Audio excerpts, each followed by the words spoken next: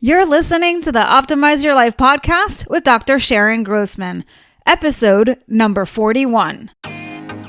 Welcome to the Optimize Your Life podcast with me, Dr. Sharon Grossman. As a psychologist, success coach, and emotional intelligence expert, I've spent the past 2 decades optimizing the mindsets of my clients. And now, you too get to optimize not only your mind, but your entire life. Join me. Welcome back to another episode of Optimize Your Life. Every week, I share tips and tricks about how you can become more masterful and live more fully so you can avoid burnout. This week is no exception. One thing to note about us humans is that we are wired to go toward pleasure and away from pain.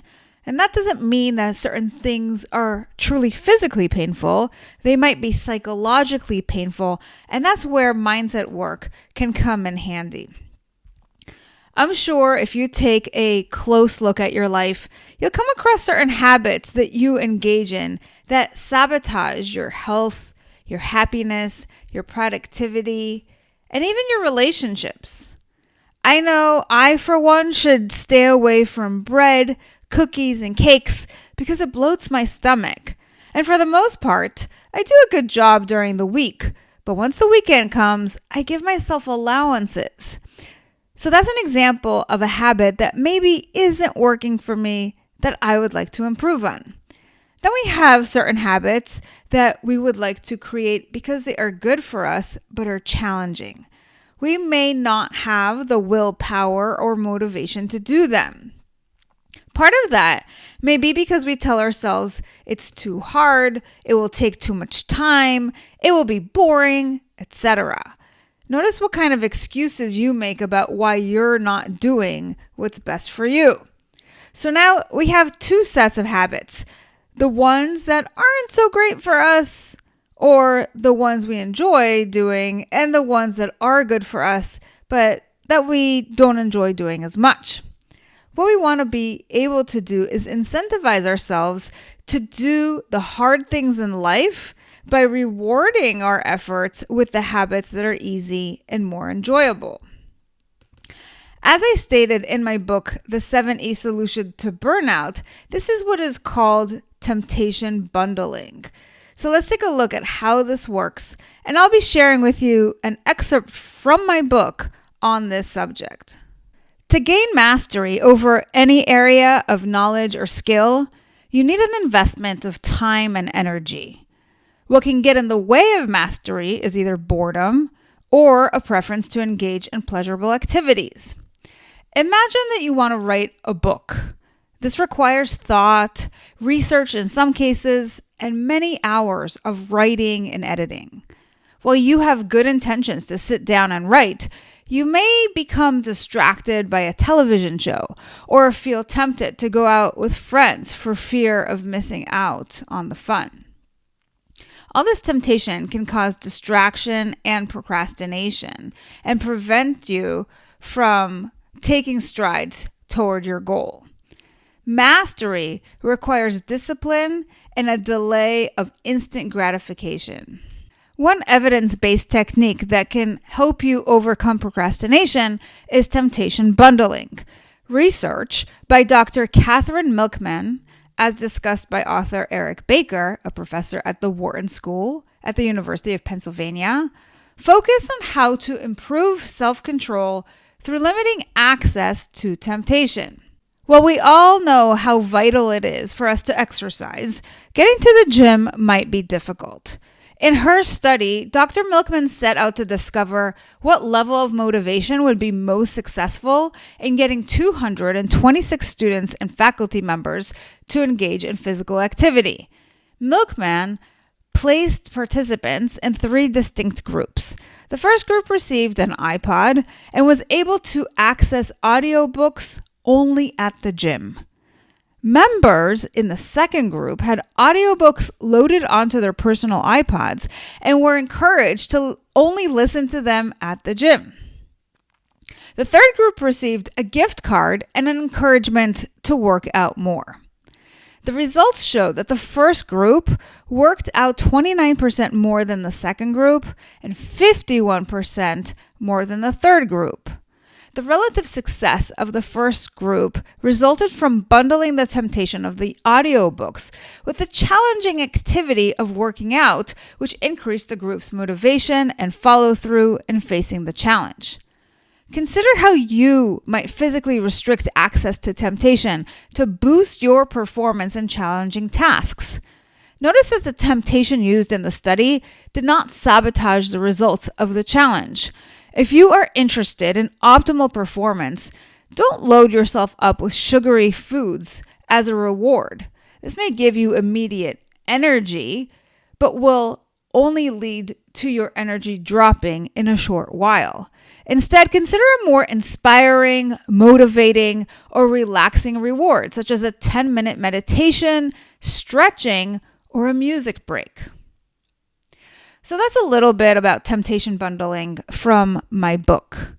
What habit do you want to create? You can focus on just one, or perhaps you have a list of them.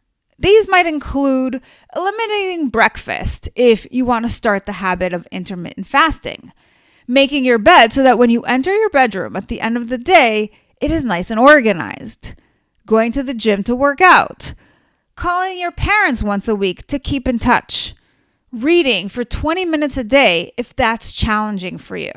You get the point. Then find habits that you enjoy. These can include taking a bath, talking to a friend, watching your favorite show on Netflix, eating a piece of fruit, taking a walk on the beach. Once you have both your lists, it's time to couple them. So if you want to eliminate breakfast, you might state that on days you eliminate your breakfast, you'll eat a piece of fruit between lunch and dinner. Or if speaking to your parents is something you think you should do but is challenging for whatever reason, you might commit to call them once a week and then take a nice bubble bath. This is where you get to be creative and mix and match your two lists. Now that you heard what I shared from my book, I want to share with you what other people have to say about this subject. James Clear, the author of Atomic Habits, is perhaps the most popular thought leader on habit creation. And he says, temptation bundling is one way to make your habits more attractive. The strategy is to pair an action you want to do with an action you need to do. Now, what is attractive to one person may not be attractive to another. This is where you really have to know yourself. Here's what Michael J. Wilkins says to this point. I've never liked eating sweets, so waving a box of chocolates in front of me won't get my attention. For some people, chocolate is a severe temptation, but put me in a well-stocked bookstore and I'll have to restrain myself from buying all those wonderful reference books. Perhaps you've tried temptation bundling in an effort to build up that new healthy habit, but fell short. You succumbed to temptation. Now what?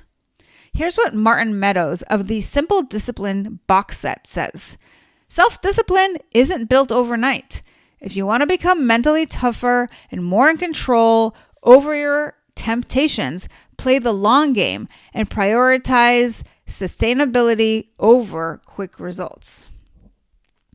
I also like to take a look at the language we use because this gives you a clue to how you think about things and your associations, all of which are 100% in your control to change. When it comes to things that tempt you, you might notice words like urge, want, desire, comfort, delicious, easy, and soothing. Now look at the way you internally describe the habit you want to create.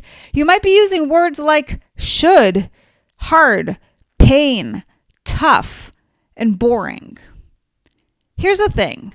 You can try temptation bundling, in which you pair activities that help you stay engaged in the habit you want to create. And if you go this route, make sure to switch up the temptation over time because otherwise the effect can fade. And to make this work even better, pair positive wording with the activity you want to build. So if your goal is to work at the gym and that feels hard or boring, find words that describe why you're looking to build that habit. Perhaps it's because you want to be stronger physically, to improve your health, or to look more toned. Then say to yourself, going to the gym will make me stronger and I will get to benefit from working out for this reason and get a bonus on top. Now that should help move the needle on this for you. You may not believe this message right now, but say it anyway, because over time what will happen is you'll wire your brain to think in this new way. Your brain learns with repetition. This is what we call brain priming. Priming sets the stage for what you want, even if you don't currently believe it. Just keep showing up in the way you would like, presenting your brain with the new program, and over time, it will catch on. And when that happens, life becomes much easier. In fact, I highly recommend you learn how to prime your brain. So check out my ebook, How to Train Your Brain for Success. It's available on Amazon, or you can download it for free by going to bit.ly/train your brain for success. Finally, if you want to utilize technology to help you stick to your commitment, go to stick.com. That's stick with 2 Ks. I'll have the link in the show notes. There, you can create a commitment contract with yourself and put money on the line, which activates the power of loss aversion. Just another tool in your tool belt. Now you have everything you need to stop procrastinating, stop making excuses, create healthy and sustainable habits, and reap the benefits to truly optimize your life. Thanks for listening to the Optimize Your Life podcast. If you loved what you heard, join my Tribe to Thrive. It's a free community where you'll receive daily tips and weekly trainings to optimize your life. Go to drsharongrossman.com to sign up. I'll see you on the inside.